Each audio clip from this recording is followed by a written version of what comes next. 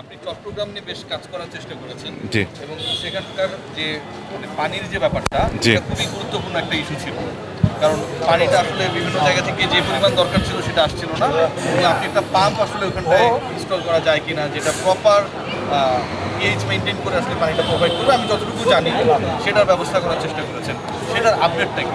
আচ্ছা, আমি এটার ফুল আপডেটটা আমি মনে করি যে এটা দেশবাসী এবং আপনাদেরও সবার জানা উচিত। আমি প্রথমে যখন ওখানে গিয়েছিলাম, ইনফ্যাক্ট আমি যখন ডিরেক্টরও ছিলাম না, তখন ওখানকার গ্রাউন্ডসম্যান যে ছিল বাবু ভাই, তার সাথে আমার খুব ভালো সম্পর্কের কারণে আমি জানতে পারি যে পুকুর থেকে এনে এখানে পানি ব্যবহার করা হয়।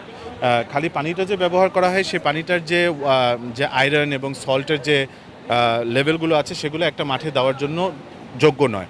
তো সেই জন্য আমরা একটা ওয়াটার ট্রিটমেন্ট প্ল্যান্টেরও একটা প্রপোজাল বোর্ডকে দিয়েছিলাম, যেটা ফার্স্ট বোর্ড মিটিংয়েই আমাদের কাছে পাশ করা হয়েছিল। সেই পাশ করার পরের থেকে আমরা প্রথমে বলেছিলাম যে আমরা 4 লক্ষ লিটার পানি চাই, কারণ বাবুভাই বলেছিল যে 2বার যদি আমরা পানি দিই তাহলে 4 লক্ষ লিটারের মতো পানি ইউজ হয়। তারপরে আমি চিন্তা করেছিলাম যে আমাদের পাশে যেহেতু ওমেন্স একাডেমিটা আছে, সেটাও যদি ভবিষ্যতে যদি ইমপ্রুভ হয় তখন আমাদের এই 4 লক্ষ লিটার পানি দরকার হয়ে যাবে। সো টেন্ডার অ্যান্ড পারচেস থেকে এবং ফাইন্যান্স থেকে তারা গবেষণা করে দেখেছেন যে এটা হয়তো রাইট প্রজেক্ট না, তারা এখন এটা করতে চান না। তো করে চাওয়াতে তারা আমাকে বলেছিল যে তারা 1 লক্ষ লিটার পানি তারা আমাদেরকে দিতে চান, সেটাতেই আমরা রাজি হয়েছি। বাট দুঃখজনক কিনা যে আসলে দুঃখজনক, দেখেন আমি মনে করি এবং আমাদের প্রেসিডেন্টও সবসময় বলেছিলেন যে যে যার ডিপার্টমেন্টের শেষে চেয়ারম্যান এবং তার ডিসিশনকে রেসপেক্ট করা উচিত। তো যেহেতু আমি বলেছিলাম যে 4 লক্ষ লিটার, হয়তো আমি কোনো কিছু চিন্তা করেই করেছিলাম, বাট তারা সেটাকে হয়তো মানতে চায়নি, তারা 1 লক্ষ লিটার করে দিয়েছে। 1 লক্ষ লিটারেও আমার আলহামদুলিল্লাহ ভালো একটা কাজ হতো।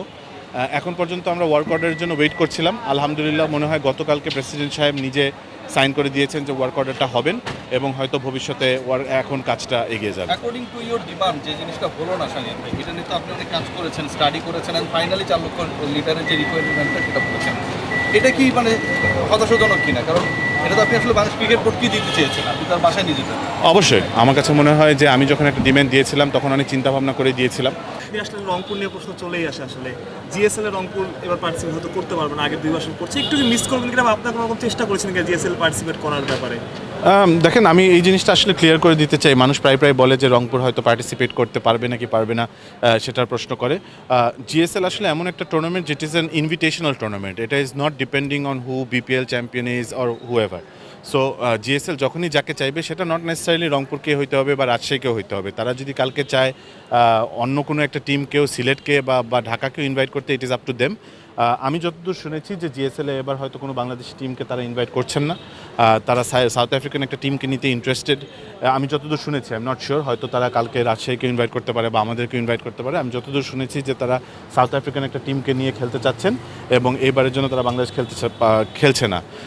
অবভিয়াসলি আপনারা যদি বলেন, Guyana has been our second home. আমরা 2 বছর খেলে এসেছি, একবার চ্যাম্পিয়ন হয়েছি, একবার রানার্স আপ হয়েছি, আমাদের জন্য একটা আলাদা একটা ভালো লাগার জায়গা। আমরা অবশ্যই চাইবো যখনই ওরা আমাদেরকে ইনভাইট করবে ওখানে যেয়ে খেলার, এবং আমরা আশায় রইব যে যখনই তারা বাংলাদেশ থেকে কোনো টিম নিবে সেটা যদি রংপুরই হয়। বাট দেন এগেন, যদি এটা অন্য কোনো টিমও হয়, রংপুর যতটুকু আশা নিয়ে যাবে ততটুকু আশাই আমাদের অন্য টিমটার উপরেও থাকবে।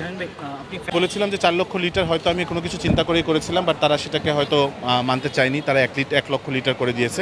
ওনার এক্সপ্রেশনসের যে উৎসাহটা আমরা দেখতে পেরেছি, আমাদের কাছে মনে হয় যে বাংলাদেশ ক্রিকেটের জন্য একটা ব্রাইট ফিউচার। কারণ একটা প্রধানমন্ত্রীর কন্যা যখন এরকম ইন্সপিরেশন দেখাবে বাংলাদেশের মাঠে এসে বাংলাদেশের খেলা দেখানোর, তখন সেটা খালি আমাদের জন্য না, প্রত্যেকটা প্লেয়ারের জন্য এবং প্রত্যেকটা দর্শকের এবং এনিবডি হু লাভস বাংলাদেশ, তার জন্য অনেক একটা উৎসাহ।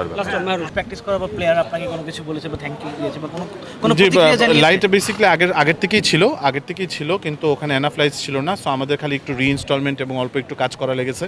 সেই কাজের মাধ্যম থেকে এখন থেকে বাংলাদেশ ন্যাশনাল টিম থেকে শুরু করে আমরা অদম্য কাপেও দেখেছি বিভিন্ন টিমরা রাতে প্র্যাকটিস করেছে।